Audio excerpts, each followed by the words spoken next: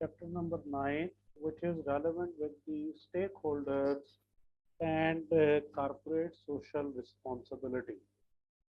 Stakeholders, we have discussed stakeholders, that there are a number of stakeholders in an organization.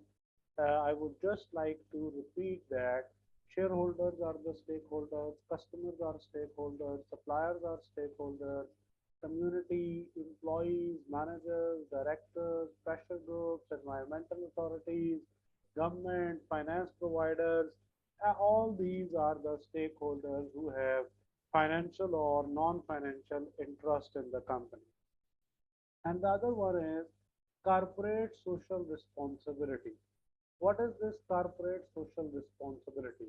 Corporate social responsibility is the one which focuses on what? Which focuses on and in companies preferences towards the community, or it is the one where a company wants to invest in the community where they are working or from where they are earning revenues and profitability. So what is this social responsibility? Social responsibility is corporation is a separate legal entity.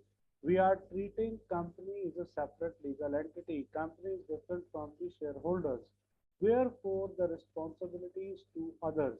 That's why it is responsibility of the organization or the company to invest in the society in which they are selling their products and services. Work on the principle of enlightened self-interest. So their focus is what? Their focus is enlightened self-interest. If make positive contribution to society, this also benefits to the company. So we expect from the company that they will contribute towards the society, or they will contribute towards the benefits of the society. CSR refers to the organization considering and managing their impact on a variety of stakeholders.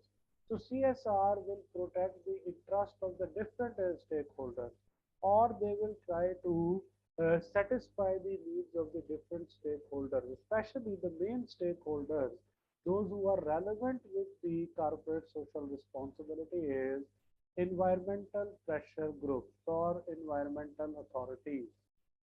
Either there could be pressure groups or there could be authorities, environmental laws and regulations, who expect from the company to invest in the society. They expect from the company to reduce CO2, carbon dioxide emissions. So it is the preference of the company. CSR strategy, what is this corporate social responsibility strategy? A suggested approach to develop and pursue CSR strategies as follows. Number one, the board must make an authentic, firm and public commitment to corporate social responsibility. Board must make an authentic, firm and public commitment. First of all, senior management or board of directors is ready to contribute towards the corporate social responsibility. They are committed towards the contribution towards the society. Determine the critical business objectives and priorities of the company, or their aim or objective is what? Their aim or objective is to contribute towards the determine the critical business objectives and priorities of the company. What ultimately company wants to achieve. So what they want to achieve, they want to increase their revenues, they want to increase their profitability, they want to increase their goodwill in the society, they want to increase their reputation in the society. Critical business objectives, their critical business objectives are what? Critical business objectives are different key performance indicators, which could be return on investment, which could be return on capital employed, which could be reduction in the CO2 or carbon dioxide emissions, which could be a volunteer contribution towards the weak areas of the society. So these are what? These are their business objectives, or their other objectives which can influence their business. Develop CSR strategy that will contribute to the achievement of those objectives. Said that they need to develop a corporate social responsibility strategy which will ultimately contribute towards the objectives which an organization wants to achieve. Align corporate social responsibility strategy with the firm's core competencies. So they need to align their strategy with the core competencies of the business. So this is called what? This is called social responsibility strategy. Now, what is this core competence? Core competence means what is the main business of the organization or what is the main area of earning revenue for the organization. How an organization is earning revenues, this is called what? This is called alignment with the CSR with the firm's core competencies. Then we have integration of corporate social responsibility into culture. What does it mean, integration of corporate social responsibility into culture? That we want to establish a sense of responsibility towards the organization's management. We want to tell them that it is their responsibility to contribute towards the society. It is their responsibility to invest in the development of the society as well, either through education, either through contribution in landscaping, either through contribution in any shelter homes or any other activity which an organization thinks that it is appropriate for them, either to contribute reasonable sum towards the not-for-profit seeking organization. So company will integrate this CSR into the culture. When company will create this CSR into the culture, it means company will create budget for it. Company will create cost, budgeted cost in their profit and loss, and company can meet this budgeted profit and loss budgeted cost from their revenue, and company will try to reduce their wastages. Company will try to control the material wastage. Company will try to control energy wastages. Company will try to control water wastages. Company will try to control idle time of the workforce, or they will try to reduce their fixed costs so that they will create a budget for this corporate social responsibility, for this environmental cost, which is also called environmental management cost. So it will be preference of the company to invest in this area and create budget in the total profit and loss and save cost from the different areas and invest those savings into corporate social responsibility. Then we have social responsiveness. This refers to the capacity of the corporation to respond to social pressures and the manner in which it does so. Carroll suggested four strategies. Number one is reaction. Reaction means the corporation denies any responsibility for social issues. Corporation denies any responsibility. The company says that we are not ready to invest in this area. We are not interested, or our shareholders are creating concerns. They say that we are not ready to contribute from our profitability to social responsibility. If we will contribute towards this social responsibility, then you have to compromise on your salaries or your bonuses. So this is called reactive approach.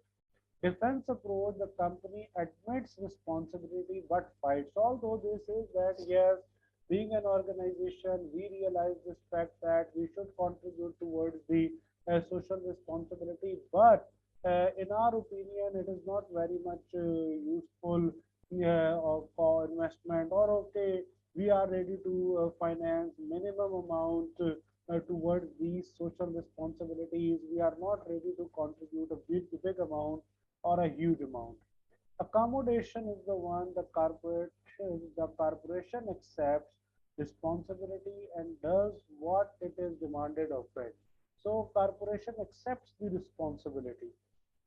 Accommodating, this is that okay, we are ready to invest this amount. How much we need to do? okay, we will follow the laws and regulations, or we are ready to contribute slightly more than the laws and regulations. So this is called accommodation. And proactive or pro-action approach is the one where a company is going to set some standards for the industry as well, or they are be working or behaving beyond the industry norms. This is that we are ready to willing towards the social responsibility.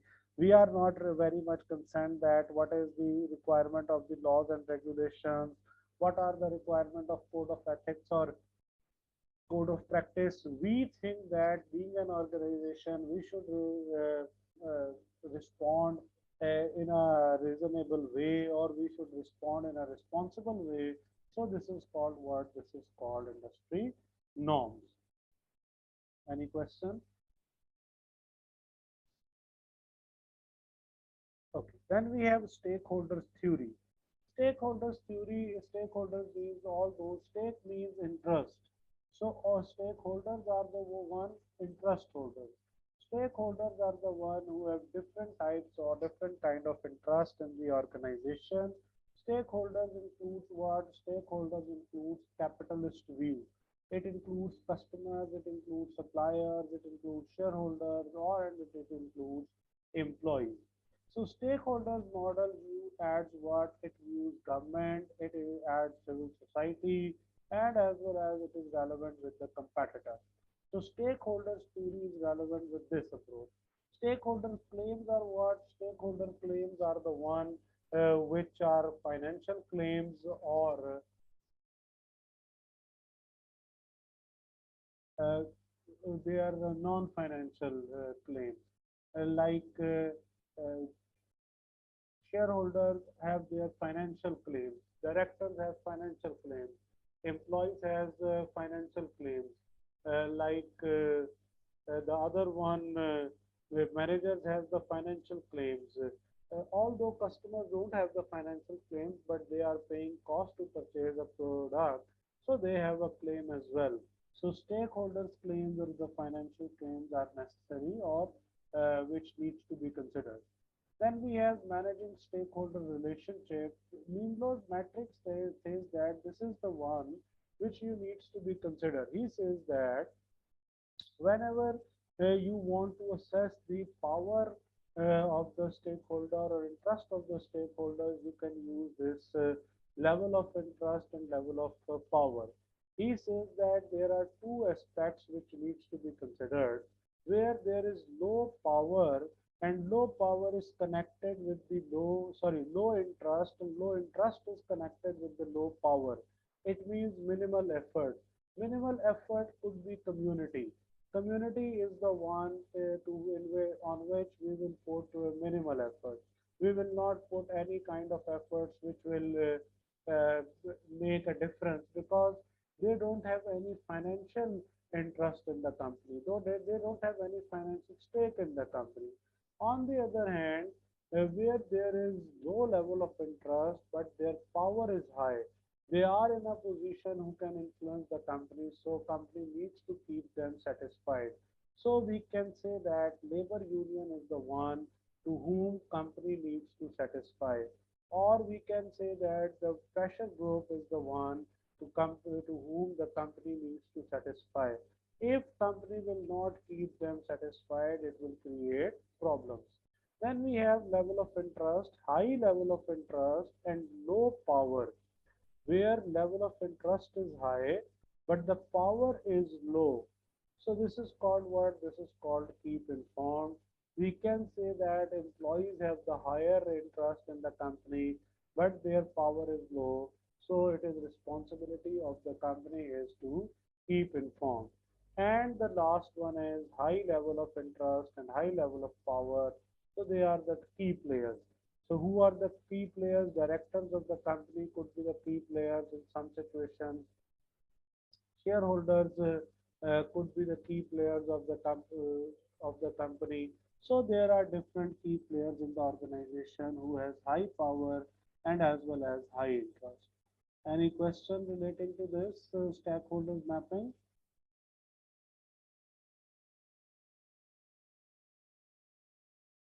Okay. Window's stakeholders matrix classifies stakeholders according to the level of power and level of interest, as we discussed. Matrix used to determine companies' action regarding each group. Companies focus on the key player, then those to keep satisfied to ensure that they do not become key players. Then we have corporate citizenship. What does it mean, corporate citizenship? Corporate citizenship is the one where we expect from the organization or where we expect from the corporations to work in a way where or we expect from an organization that organization is contributing towards the uh, society as a citizen. Company is treating itself as a citizen, and company thinks that as a business entity, it is the responsibility of the company to contribute towards the society. The expanded view of the corporation in the society is called corporate citizenship.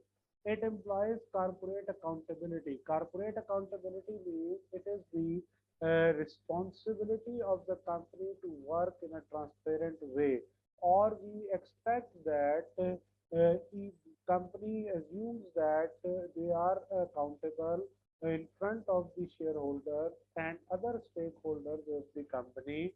So that's why they should work in a appropriate way. So our company thinks that it is its responsibility to pay back the society. Then we have corporate accountability, whether the organization is in some way answerable for the consequences of its actions beyond its relationship and shareholders. This is called what? This is called corporate accountability. Reason for viewing company as a corporate citizen. What is the reason for viewing corporate citizen? The first reason is government failure. Government failure is what? Government failure will arise if a government is less powerful than the shareholders of the company, or a government is less powerful than the overall management of the company. Government may be too slow to legislate against risk with new products and services. Means government is not responsive, or government is not proactive. Here we want to say that government is working as a reactive, not proactive. In fact, the government is reactive. Whenever any negative thing will arise in the society, then government will respond to it. Other influences like lack of political will, actions of the pressure groups also impede government actions. Next one is company must therefore take responsibility for safety of product or services. Company must therefore take responsibility. Company should take the responsibility for the safety of products or services. So this is the responsibility of the government, that government should influence on these things rather than give the opportunity to the company, that the company will decide how to do or what to do. Then we have corporate power. Over time, companies are definitely gaining power because companies are going for providing employment in the society. So government thinks that government thinks that we are the one who are under pressure of the company. If we will influence the company, it is possible that we are going to lose our one of the investors from the market. At times, companies are in the position to blackmail the government, so that's why government compromise with the laws and regulations. For example, decision where to locate workforce, privatization of old state monopolies. So these are the factors which are influenced by corporations towards the government. Companies should therefore use the power responsibly. So we expect from the companies that they will use their power in a responsible way rather than in a way which can influence the government, or which can influence the government negatively or adversely, and company will try to make sure that they are in a position in which they can influence the management, and whatever they want to uh, influence they can, because they have employed suppose 500 workers, 800 workers, or they can blackmail the government, or they are contributing huge amount of taxation to the government. So these are the factors which encourages the companies, and it is always possible that companies become or work like a cartel, and when they are working like a cartel, they are in the position to blackmail the rest of the government or influential authorities. So this was our chapter number 9. Is there any question?